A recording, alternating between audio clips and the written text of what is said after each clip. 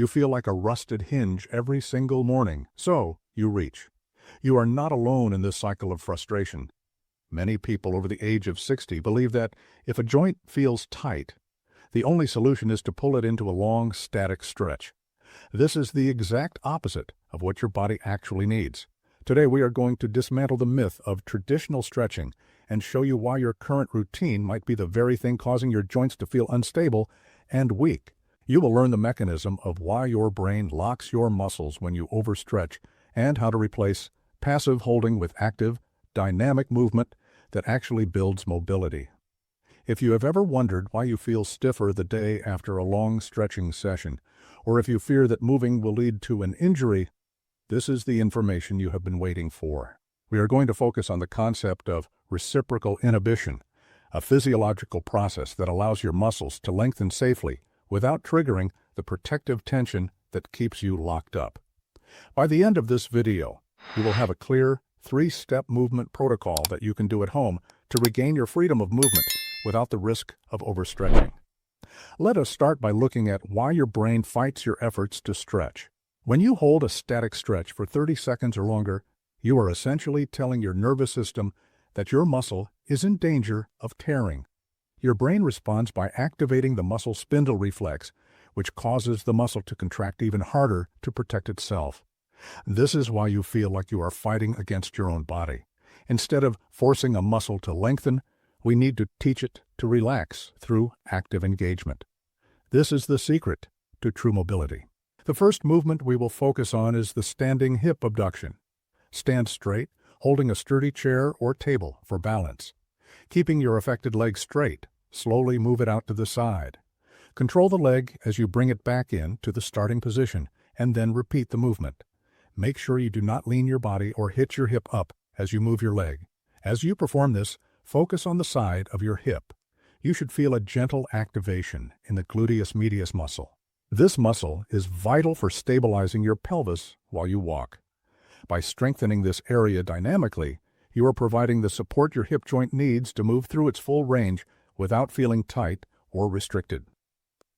Notice how your hip feels more secure as you engage the muscle rather than just pulling on it.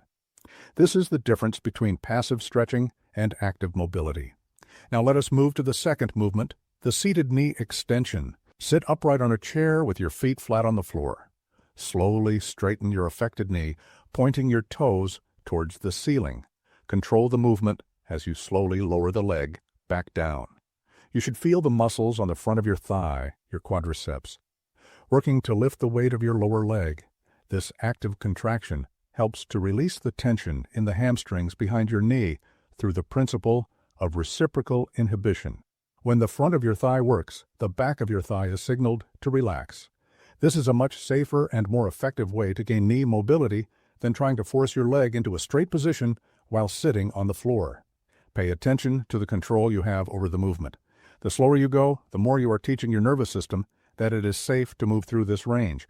If you feel any discomfort, simply reduce the range of motion. You are in control of the intensity. Finally, we move to the third movement, the wall slide with liftoff. Stand up straight facing a wall. Place your elbows and forearms on the wall, shoulder width apart.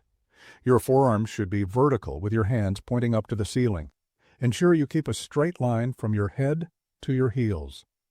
Gently press your forearms into the wall, flattening your shoulder blades against your ribs. Do not hunch your shoulders up or round your upper back. Keeping this control with your shoulder blades, slide your forearms up the wall. The key to this exercise is to ensure your shoulder blades remain tight against your rib cage.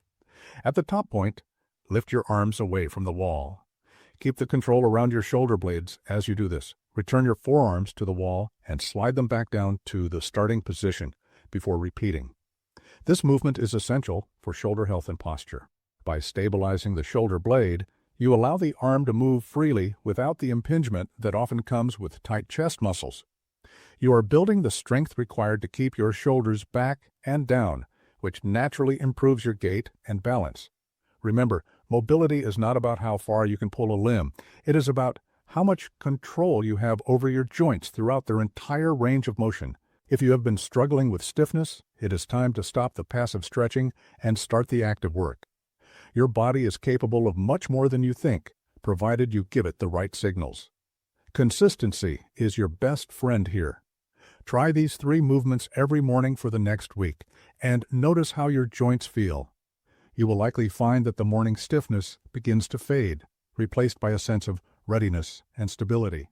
If you found this routine helpful, consider subscribing to the channel for more evidence-based movement strategies designed specifically for your needs.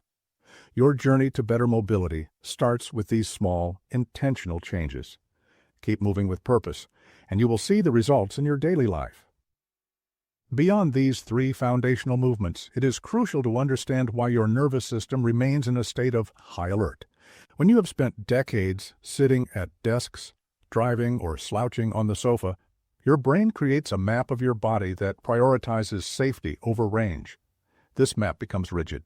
When you try to force a stretch, you are essentially trying to override a safety protocol that your brain has spent years perfecting. Instead of fighting that map, we need to redraw it. This is why you might feel like you are making progress one day, only to wake up feeling even tighter the next. That rebound effect is a classic sign that you have pushed past your current neurological threshold. To avoid this, focus on the quality of the contraction rather than the quantity of the movement. When you perform the hip abduction or the knee extension, imagine you are moving through thick water. This internal resistance creates a feedback loop that tells your brain it is safe to operate in that space. Another common mistake is holding your breath. Many seniors instinctively hold their breath when they feel a stretch, which is a massive red flag for the nervous system. Holding your breath increases intra-abdominal pressure and signals to your body that you are under physical stress, which triggers a sympathetic nervous system response. This is the fight or flight mode, and it is the absolute enemy of mobility. You must breathe deeply and rhythmically throughout every single repetition. If you find yourself gasping or holding your breath, it is a clear sign that you are pushing too hard or moving too quickly. Slow down. The goal is not to reach a certain point in space, but to maintain complete fluid control from start to finish. Think of your joints as hinges that need lubrication rather than rubber bands that need pulling. The lubrication comes from movement, specifically movement that engages the muscles surrounding the joint. When you move actively, you stimulate the production of synovial fluid, which acts as the natural oil for your joints. Static stretching does not produce this effect in the same way. By engaging the muscles, you are actively pumping this nutrient-rich fluid into the joint capsule, which is why you feel less stiff after a dynamic session. Let us talk about the role of hydration and nutrition in this process.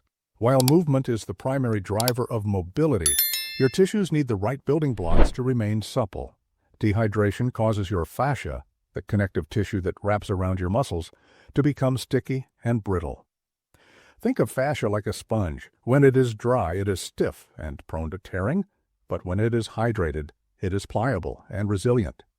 Ensure you are drinking enough water throughout the day, especially before your morning movement routine. Furthermore, consider the impact of your footwear. If you spend your day in shoes that have a high heel or very little support, your calves and hamstrings are constantly being held in a shortened position. This creates a chronic tension that no amount of stretching will fix. You must address the environment you live in. If you are sitting for long periods, set a timer to stand up and perform just 3 repetitions of these movements every hour. This microdosing of movement is far more effective than one long, intense session at the end of the day. Consistency is the secret sauce. Your body adapts to what you do most often. If you spend 16 hours a day being sedentary, you cannot expect a 10-minute stretch to undo that. However, if you integrate these active movements into your daily rhythm, you are effectively telling your body that it needs to maintain its mobility to survive. This is how you change your physiology. Another aspect to consider is the psychological barrier. Many people fear that if they move, they will break something. This fear of movement, or kinesiophobia, is a major contributor to physical decline. By starting with these controlled, low-impact movements, you are building confidence. You are proving to yourself that you can move without pain. This confidence is just as important as the physical gains. As you get stronger, you will naturally find yourself moving more in your daily life. reaching for higher shelves, walking with a longer stride, and getting out of chairs with ease. This is the goal. We are not just trying to fix a stiff hip or a tight knee. We are trying to restore your autonomy. You deserve to move through the world with grace and confidence, not with the constant reminder of pain. Do not be discouraged if you do not see massive changes overnight. The nervous system is slow to change, but it is incredibly resilient. Give yourself the grace to progress at your own pace. If you have a day where you feel particularly stiff, do not skip your movement. Instead, reduce the intensity and focus on the breath. Even a light, gentle session is better than doing nothing at all. Remember that your joints are meant to be used. They are designed for motion. When you stop moving, you lose the ability to move. It is a use it or lose it scenario.